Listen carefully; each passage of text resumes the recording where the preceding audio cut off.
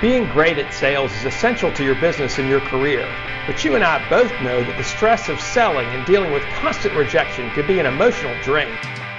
My entire brand, No BS Selling, is based on the belief that professional sales is a skill and not a personality, and that to be better at sales takes constant refinement and a dedication to your craft. This show is for salespeople and entrepreneurs who are committed to improving their sales skills and getting better results, and are sick and tired of the BS game that often happens between buyers and sellers. Welcome to the No BS Sales Podcast, and I'm your host, Walker McKay. I'll help you and your sales team make selling easier, feel less cheesy, and be more lucrative. It's time to change the rules and level the playing field between you and the people you sell to. You're already good, let's be better.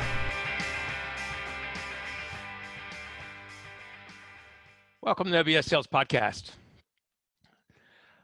Been thinking today, actually been thinking for several months about a topic, and I'm taking kind of a risk bringing it up because I haven't fully fleshed it out yet. But the reason I want you to listen to this podcast today, even though it may be a short one, is that I've kind of come up with I don't know if it's a shortcut or a wider view to sales, selling, communication that is right in line with what I've been doing, but it's in NLP, they call it chunking up, right? Going up to the next level. Instead of going down details, to go up to the next level. So I was having a conversation with my coach. He was on our podcast a couple of weeks ago, maybe a month or 6 weeks ago. His name is Eric Lures. And he calls himself the Bruce Lee of revenue generation. He's a really, really, really smart, deep guy. And he's an NLP expert, and he challenged me to think about what I was doing in a big picture with this sales training stuff. What was the essence of what it was I was teaching people?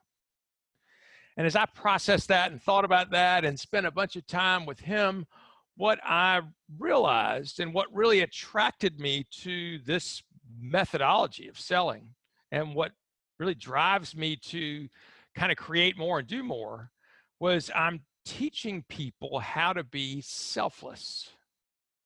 When I say selfless, the first thing that often comes to people's mind is, that you're giving stuff away, that you're just being, I can't remember the nice versus kind. And it's actually the opposite. The selfless sounds at the first glance like weakness, but in fact, it's actually strength.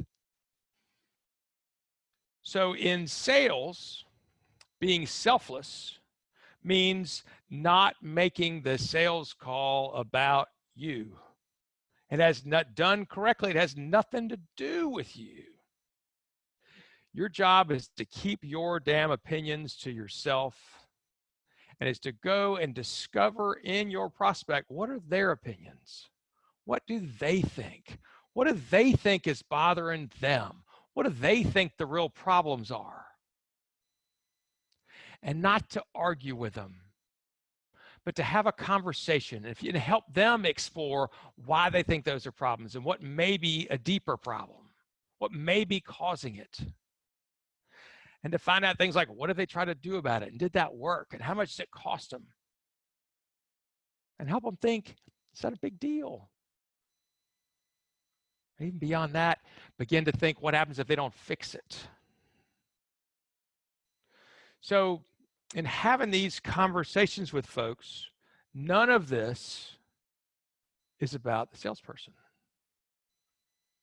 Interestingly enough, that series of questions I just shared with you, we use as a tool in the No BS Sales program, but it originated in a style of, I guess it's behavioral therapy, known as known as motivational interviewing. And motivational interviewing was developed to help people deal with alcohol and drug abuse issues themselves. And so they might go to a counselor, and the counselor would try and help them figure out, do they have enough reason inside their own selves to fix something? And the counselor is basically a third-party person who's leading this conversation with questions. I say leading, they don't know where it's going. But they're helping that person figure out, do they have enough reasons inside of themselves to make a change? I don't know if y'all have ever dealt with that population of alcohol and drug abusers, but if they don't have it inside themselves to fix themselves, if they don't have a really strong why to fix the problems they're dealing with, then chances are it's going to be a hell of a lot harder to fix the problem. See, I see sales as the same way. It's helping, you got to help somebody figure out, is this really enough of a problem for them to want to fix? And if I tell somebody it's a problem, it's not effective. Nearly as much as them being able to figure out themselves, this is a problem. See, where we screw this up, most sales people are selfish. It's all about getting the deal done. And me. Let me tell you more about me and how long we've been in business together. It'd be like your therapist telling you how great they are. Well, fuck, you don't care. Maybe what you're hoping is, can you help me? Right? And the only way you know that is if somebody understands you.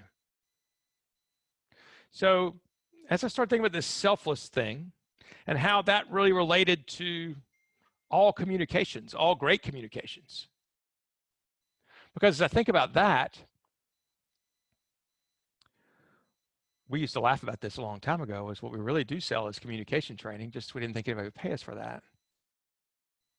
But the reality is the application to being better at managing expectations, to reading and understanding your audience, to not being, to making a sale about the other person, or to have a conversation, and we make sales all the time, and you don't have to be a salesperson, right?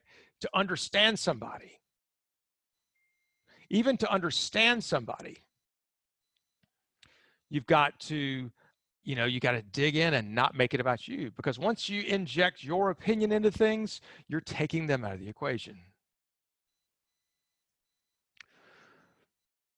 Still fleshing this out, but I feel like that there is real opportunity in selflessness to have concepts of selfless management of people, and selfless leadership, and selfless marketing, where everything we do is client focused, meaning our end user, the person that's going to benefit this the most, right? The person, who is it we're trying to talk to? Who is that thing? And what do they care about? And we do that by learning, by asking. So as you go forward in your life, think about being selfless, which doesn't mean you're being a patsy. It means that you're focused on the other person or the task at hand. Outside of selling somebody something, it's understanding somebody first. Understanding them first. I know that sounds trite, and people say all the time, oh yeah, I got to seek first to understand. I mean that really. On purpose. Listening, asking questions, not just to get answers, but to explore possibilities. That's relevant way beyond sales. Anyway, I guess I can tell you guys now that you guys think you know what No BS stands for. A lot of you think it stands for bullshit. Told people for a while, it stood for no bad salespeople. Reality, it stands for no being selfish. So, go out in the world, try tomorrow to make conversations all about the other person, to ask and not to tell, to be a guide and not to try and be the hero. I've got a blog that comes out once a week. Want to read the blog? If you go to walkermckay.com/blog.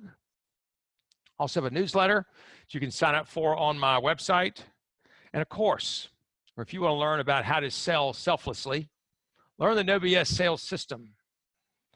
A lot of my clients are saying how much it has helped them be more selfless, not to waste time with people that weren't going to buy, how to not argue with people anymore, how to have better conversations, true trusting conversations, close deals faster than you ever imagined, the right ones at the right price to the right people, and not spend so much time being frustrated by and frustrating other people that aren't going to buy from you. Thank you, No BS sales team. Appreciate you listening. Let me know what you've learned, what you think about selflessness, and how that might apply to you and what you're doing. Walker at walkermckay.com.